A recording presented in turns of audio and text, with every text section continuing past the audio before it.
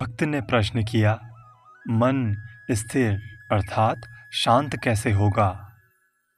मैं कौन हूँ कि खोज के द्वारा ही मन शांत होगा?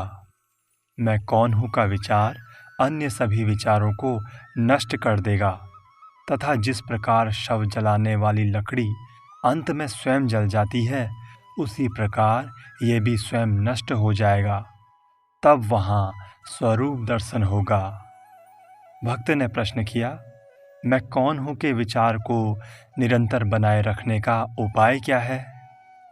जब दूसरे विचार उदित हों तो व्यक्ति को उन पर ध्यान नहीं देना चाहिए, बल्कि खोज करनी चाहिए कि वे विचार किसके लिए उदित होते हैं। चाहे जितने भी विचार उदित हों, उनसे कोई अंतर नहीं पड़ता। जैसे ही कोई विचार उदित हो, व्यक्ति को तत्परता से खोज करनी चाहिए कि किसके लिए यह विचार उदित हुआ। उत्तर आएगा, मेरे लिए। इस पर जब व्यक्ति खोज करे कि मैं कौन हूँ, तो मन अपने स्रोत में वापस चला जाएगा और उदित हुआ विचार शांत हो जाएगा। इसके बारंबार अभ्यास से मन अपने स्रोत में रहने की दक्षता विकसित कर लेगा।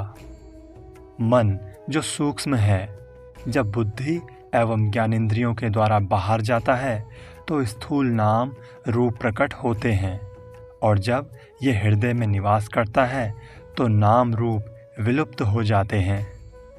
मन को बाहर जाने से रोककर उसे हृदय में स्थिर करने को अहमुख या अंतर्मुखी होना कहते हैं। मन को हृदय से बाहर जाने देने को बहिर्मुखी होना कहते हैं।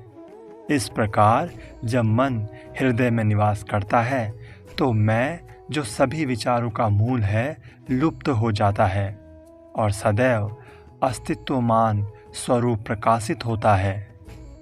व्यक्ति चाहे जो भी करे, उसे बिना मैं के अहंकार के कर्म करना चाहिए। जब कोई इस प्रकार से कर्म करता है तो उसके समक्ष सब कुछ शिव स्वरूप के रूप में प्रकट होगा।